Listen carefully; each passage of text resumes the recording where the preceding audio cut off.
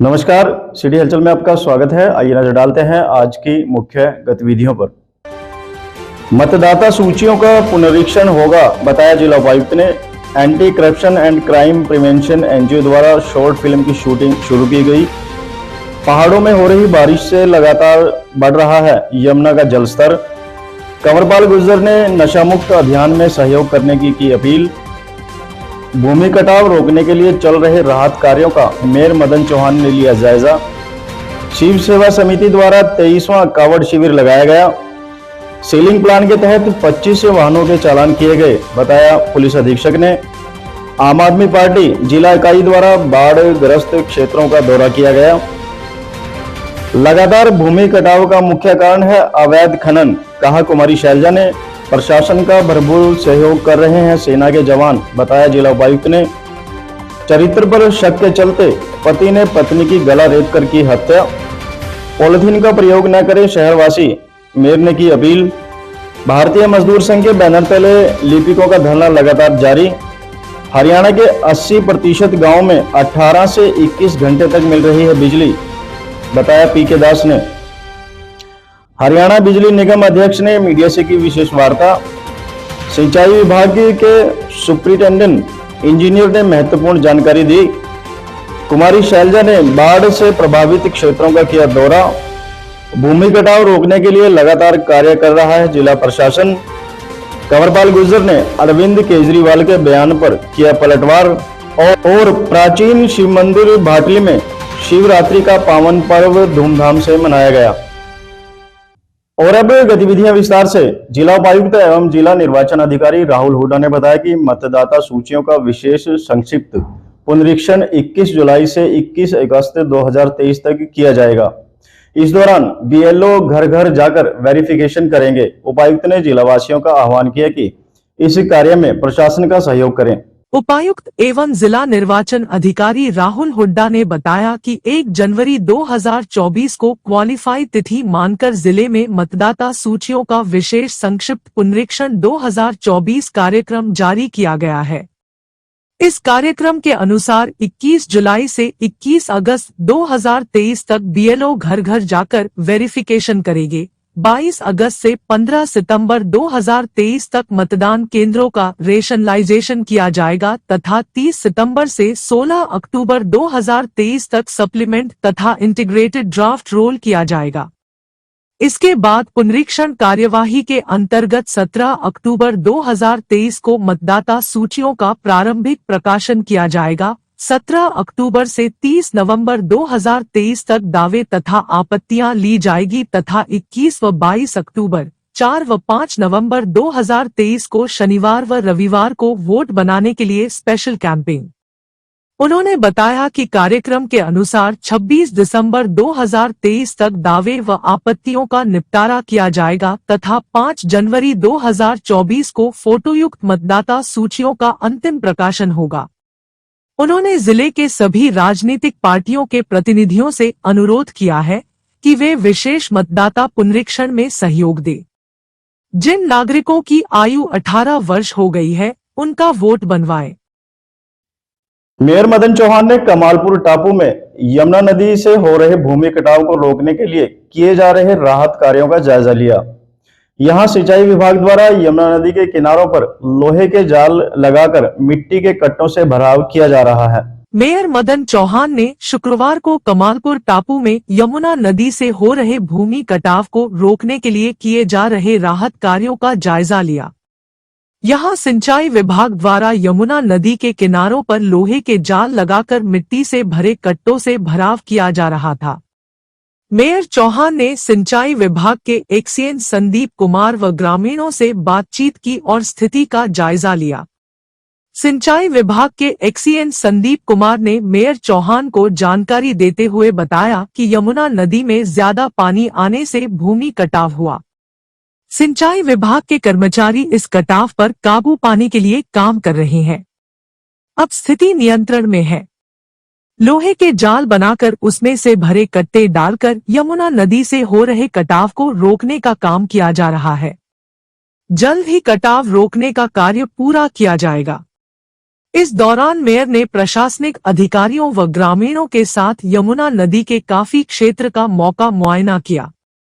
उन्होंने आसपास के गांवों के लोगों से अपील की कि यमुना नदी के बढ़ते जलस्तर से घबराए नहीं, बल्कि बाढ़ के बचाव के लिए प्रशासन के अधिकारियों से संपर्क बनाए रखें। बाढ़ इत्यादि के कारण लोगों की सुरक्षा एवं उनकी जानमाल के बचाव के लिए प्रशासन ने पुख्ता प्रबंध किए हुए हैं। बाढ़ प्रभावित ग्रामीणों से मेयर मदन चौहान ने अपील करते हुए कहा है कि प्राकृतिक आपदा के समय घबराए नहीं। सरकार उनकी हर संभव सहायता करने के लिए पूरी तरह से तैयार है। इस प्राकृतिक आपदा से निपटने के लिए हमारे मुख्यमंत्री व सभी प्रशासनिक अधिकारी दिन रात लगे हुए हैं। मुख्यमंत्री मनोहर लाल बाढ़ प्रभावित इलाकों का दौरा कर रहे हैं। इस प्राकृतिक आपदा से निपटने के लिए सरकार गंभीरता से कार्य कर रही है। प्रधानमंत्री नरेंद्र मोदी ने केंद्र सरकार द्वारा हरियाणा को राज्य आपदा मोचन निधि के तहत 216.80 करोड़ रुपए की धनराशि जारी की है। इसके लिए प्रधानमंत्री नरेंद्र मोदी और केंद्रीय वित्त मंत्री निर्मला सीतारमण का आभार है। अब बहुत सी जगहों से पानी कम होना शुरू हो गया है। संकट की इस घड़ी में सरकार प्रदेश के नागरिकों के साथ कंधे से कंधा मिलाकर खड़ी होकर कार्य कर रही है। सभी जिला वासियों को संयम से काम लेना चाहिए। शिव कावड़ सेवा समिति की ओर से कावड़ियों के लिए 23वां विशेष शिविर सरोजनी कॉलोनी हनुमान मंदिर के नजदीक लगाया गया। समिति के सदस्यों ने बताया कि इस शिविर में कावड़ियों की सुविधा हेतु रहने खाने एवं दवाइयों की बेहतर व्यवस्था की गई है। गौरतलब है कि यह शिविर 12 जुलाई से प्रारंभ किया गया था तथा 15 जुलाई रात्रि तक जारी रहेगा। इस विशेष शिविर में प्रतिदिन हजारों कांवड़ यात्री समिति द्वारा प्रदान की जा रही सेवाएं ग्रहण कर रहे हैं। शिव कांवड़ सेवा समिति के द्वारा इन दिनों कांवड़ियों के लिए विशेष शिविर का आयोजन किया जा रहा है। समिति द्वारा यह 23वां शिविर सरोजनी कॉलोनी में हनुमान मंदिर के नजदीक लगाया गया है। कांवड़ियों के लिए लगाया गया यह शिविर 12 जुलाई से प्रारंभ हुआ तथा 15 जुलाई शाम तक चलता रहेगा।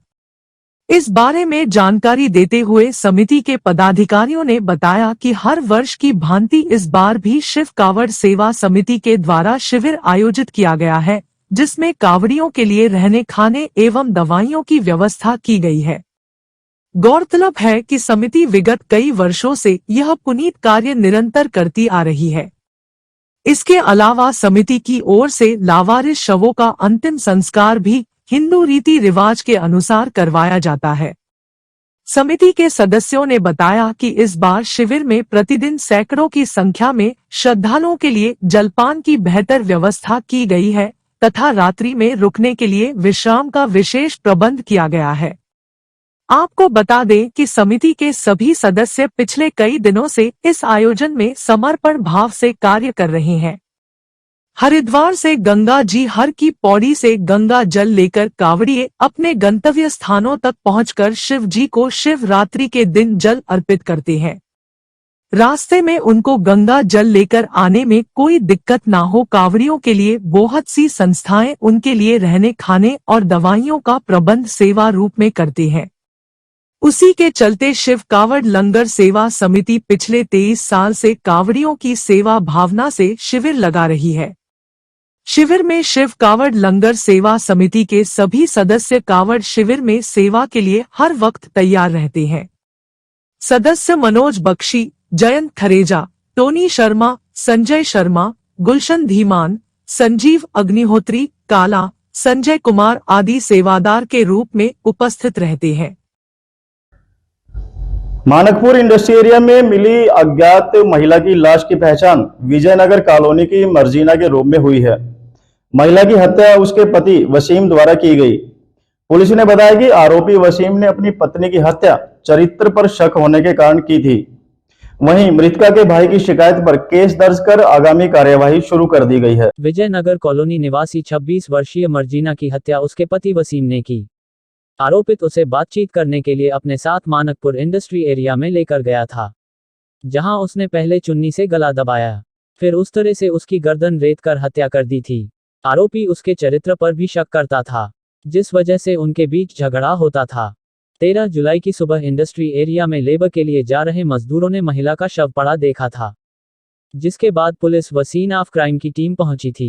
आसपास पता किया लेकिन उस समय मृतका की पहचान नहीं हो सकी थी। बाद में पुलिस ने रिकॉर्ड खंगाला तो मृतका की पहचान मर्जीना के रूप में हुई थी। इस मामले में मृतका के भाई जीशान की शिकायत पर हत्या का केस दर्ज किया गया था। पुलिस जांच में सामने आया कि मृतका मर्जीना की 2 बार पहले शादी हुई थी। उसका दोनों ही पति से तलाक हो चुका है। पहले पति से उसके पास 4.5 वर्ष की बेटी है जो उसके साथ ही रहती है। अब उसकी तीसरी शादी उत्तर प्रदेश के जिला हापुड़ के गांव बदरखा निवासी वसीम से हुई थी। आरोपित कई वर्षाएं से यहां विजय कॉलोनी में रह रहा है। दोनों के बीच अक्सर विवाद रहता था, जिसके चलते वह घर छोड़कर दिल्ली चली गई थी। 11 जुलाई को वह दिल्ली से लौटी लेकिन वसीम के पास नहीं गई। यहां अपने जीजा इदरीश के पास रुकी थी। शाम को मोबाइल में रिचार्ज कराने की बात कहकर निकल गई थी। पुलिस तफ्तीश में सामने आया कि 11 जुलाई को वसीम उसे रास्ते में मिला था। उसने उसे घर आने के लिए कहा लेकिन मर्जीना ने मना कर दिया, जिस पर वह बात करने के लिए उसे अपने साथ बाइक पर बिठाकर मानकपुर इंडस्ट्री एरिया फेज 2 में लेकर गया, जहां उनके बीच झगड़ा हो गया था। गुस्से में वसीम ने उसकी हत्या कर दी थी। शहर जगाधरी थाना प्रभारी जनक राज ने बताया कि आरोपी को कोर्ट में पेश कर रिमांड पर लिया जाएगा।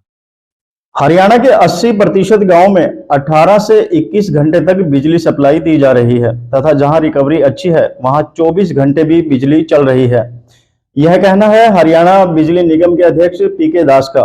उन्होंने बताया कि वर्तमान में बिजली के बिलों का भुगतान समय पर होने के कारण सप्लाई व्यवस्था में भी सुधार आया है। हरियाणा बिजली निगमों के अध्यक्ष पीके दास का कहना है कि कुछ भी फ्री देने के लिए समय निर्धारित होना चाहिए। ये भी तय होना चाहिए कि कब और किसे फ्री के रूप में क्या दे रहे हैं। एक विषय विशेष बातचीत में हरियाणा बिजली निगमों के अध्यक्ष पीके दास ने कहा कि अगर किसी को बिना काम के 1 महीना फ्री में 1 लाख रुपए देते हैं तो वह काम करना बंद कर देगा। बिजली फ्री को लेकर आजकल कई तरह की चर्चाएं चल रही है, घोषणाएं हो रही हैं। इसी को लेकर एक सवाल के जवाब में बिजली निगमों के अध्यक्ष अपनी प्रतिक्रिया दे रहे थे। उन्होंने कहा कि जो गरीब हैं, जरूरतमंद है, उसे फ्री या सब्सिडी देनी चाहिए। इस समय हरियाणा में एग्रीकल्चर के लिए सब्सिडी दी जा रही है और हरियाणा के बाकी सभी उपभोक्ताओं को पहले 200 यूनिट पर बिजली सब्सिडी वाली ही दी जा रही है। उन्होंने कहा कि किसी को सारी उम्र फ्री दोगे तो ये ठीक नहीं है, बल्कि उसे उस काबिल बनाओ कि वह अपनी क्षमता बढ़ाए। उन्होंने कहा कि वेलफेयर स्टेट का मतलब यह नहीं कि वह बांटने वाला स्टेट हो। लोगों को अपने पैरों पर खड़ा करने वाला स्टेट ही वेलफेयर स्टेट कहलाता है। कांग्रेस की राष्ट्रीय महासचिव कुमारी शैलजा ने जिला के विभिन्न बाढ़ग्रस्त इलाकों का दौरा किया और बाढ़ से पीड़ित लोगों का हाल जाना। इस दौरान शैलजा ने मीडिया से बात करते हुए कहा कि सरकार के राहत कार्य पर्याप्त नहीं है। सरकार व प्रशासन को इस दिशा में गंभीरता से कदम उठाना चाहिए। बाढ़ग्रस्त इलाकों में आजकल विभिन्न नेता दौरा करके लोगों से संवेदनाएं प्रकट कर रहे हैं। इस दौरान लोगों से बातचीत करके उनकी समस्याओं का पता लगाने का भी प्रयास कर रहे हैं।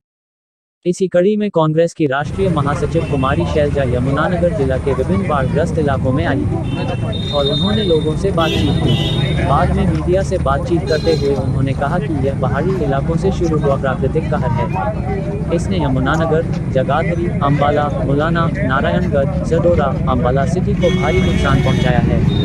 इन इलाकों की फसलें बर्बाद हो चुकी हैं। पशुओं के लिए चारे की दिक्कत आई है। अभी भी कई गाँव में पानी खड़ा है, लोग सड़कों पर हैं। कांग्रेस महासचिव ने कहा कि लोगों में प्रशासन के खिलाफ इस बात को लेकर रोष है कि अभी तक उनकी सुध लेने कोई नहीं आया। अगर कोई आया तो बिना पूछे निकल गया। उन्होंने कहा कि एनडीआरएफ की टीम भी पर्याप्त नहीं थी, उन्हें मालूम नहीं था क्या करें। अब सरकार को हरकत में आकर तुरंत लोगों को रिलीफ देना चाहिए। यमुना के पानी से लगातार भूमि कटाव हो रहा है, वहीं पानी विकराल रूप धारण करके आगे बढ़ रहा है। भूमि कटाव रोकने के लिए जिला प्रशासन ने सेना की मदद ली है। लगातार हो रहे कटाव और बढ़ते जलस्तर से लोगों को चिंता सता रही है। जिला उपायुक्त ने स्थानीय लोगों को संयम बरतने की अपील की है। जिला यमुनानगर के गांव टापू कमालपुर में हथिनी कुंड बैराज से छोड़े गए पानी ने अपना विकराल रूप धारण करते हुए गांव में जमकर भूमि कटाव किया है, जिसके कारण यहां पर बहुत अधिक मात्रा में भूमि कटाव हुआ है, जिसको रोकने के लिए प्रशासन ने अपनी ओर से बहुत प्रयास किए और कल भूमि कटाव रोकने के लिए खास तौर पर भारतीय सेना की विशेष टुकड़ी को बुलाया गया था। लेकिन पानी का बहाव तेज होने के कारण भूमि कटाव बढ़ता जा रहा है। जिला प्रशासन लगातार ग्रामीणों से संपर्क बनाए हुए हैं। और लगातार जिला उपायुक्त राहुल हुड्डा और यमुनानगर पुलिस अधीक्षक मोहित होंडा लगातार टापू कमालपुर में विजिट के लिए बार बार जा रहे हैं। ग्रामीणों ने भूमि कटाव को लेकर बहुत ज्यादा अपनी जान की चिंता का डर सता रहा है, जिसके चलते जिला प्रशासन ने लोगों की सुरक्षा को देखते हुए ग्रामीणों को खास तौर पर निर्देश दिए हैं कि वह घर छोड़कर सुरक्षित स्थानों पर चले जाएं, जिसके लिए बार बार लोगों से संपर्क भी बनाया जा रहा है। स्थानीय प्रशासन अपनी ओर से भूमि कटाव को रोकने के लिए लगातार यमुना के किनारे पर मिट्टी में रेत से भरे कटे हुए लगा रहे हैं ताकि भूमि कटाव को रोका जा सके। यमुनानगर के हथनीकुंड बैराज से पानी दिल्ली जाने को लेकर हरियाणा व दिल्ली में वाक युद्ध शुरू हो चुका है। दिल्ली के सीएम अरविंद केजरीवाल द्वारा गृह मंत्री अमित शाह को लिखी गई चिट्ठी पर अपनी प्रतिक्रिया व्यक्त करते हुए शिक्षा मंत्री कंवरपाल गुर्जर ने कहा कि दिल्ली के सीएम का बयान गैर जिम्मेदाराना है। हरियाणा के यमुनानगर के हथनीकुंड बैराज से पानी दिल्ली जाने को लेकर दिल्ली व हरियाणा में वाक युद्ध शुरू हो चुका है। दिल्ली के मुख्यमंत्री अरविंद केजरीवाल ने केंद्रीय गृह मंत्री अमित शाह को चिट्ठी लेकर हथनीकुंड बैराज से सीमित पानी छोड़ने का आग्रह किया है। हरियाणा के शिक्षा मंत्री कंवरपाल गुर्जर ने केजरीवाल की इस चिट्ठी पर प्रतिक्रिया व्यक्त करते हुए कहा कि हथनीकुंड बैराज पर पानी रोकने का कोई सिस्टम नहीं है। उन्होंने केजरीवाल के बयान को गैर जिम्मेदाराना बयान बताते हुए कहा कि यह उनकी अज्ञानता प्रकट कर रहा है। उन्होंने कहा कि सामान्य परिस्थितियों में हथनीकुंड बैराज से पानी का बंटवारा होता है, जबकि फ्लड के सीजन में 1 लाख क्यूसेक से अधिक पानी आने पर बैराज के गेट खोले जाते हैं। वहां से सिर्फ पानी क्रॉस होता है और यहां सिर्फ पानी नापने का सिस्टम है, गेज लगे हैं। वहीं शिक्षा मंत्री कंवरपाल गुर्जर ने बताया कि हथनीकुंड बैराज से ऊपर हरियाणा सरकार की डैम बनाने की योजना है, इस पर प्रयास लगातार किए जा रहे हैं। वहीं सिंचाई विभाग के सुपरिटेंडेंट इंजीनियर RS मित्तल का कहना है कि हथनीकुंड बैराज पर ऑटोमेटिक सिस्टम लगा हुआ है जिसमें डिस्चार्ज होने वाला पानी वेरीफाइड होता है। उन्होंने कहा कि दिल्ली में जो पानी नापने का पैमाना है वह 1978 से पहले का है, उसे अपग्रेड नहीं किया गया, जबकि दिल्ली का यमुना का एरिया भी पहले की अपेक्षा छोटा हो चुका है। सिंचाई विभाग के सुपरिटेंडेंट इंजीनियर RS मित्तल का कहना है कि ऐसा बहुत वर्षों बाद हुआ है जब लगातार 90 घंटे तक हथनीकुंड बैराज के फ्लडगेट लगातार खुले रहे और पानी यमुना में क्रॉस होता रहा। उन्होंने बताया कि 1 लाख क्यूसेक से अधिक पानी होने के बाद बैराज के सभी 18 गेट खोल दिए जाते हैं और यह सिलसिला 9 जुलाई से शुरू हुआ था जो अभी तक जारी है। उन्होंने बताया कि यमुनानगर जिला में सोम नदी, पथराला नदी एवं यमुना में लगभग 55 स्थानों पर भूमि कटाव हुआ और ब्रीच हुआ, जिसको लेकर विभाग के अधिकारी लगातार काम कर रहे हैं और कुछ स्थानों पर भूमि कटाव रोक दिया गया है, जबकि टापू कमालपुर में प्रयास करने के साथ साथ सेना की भी मदद ली जा रही है। आज के अंक में बस इतना ही। अगले अंक में फिर मिलते हैं, तब तक के लिए नमस्कार।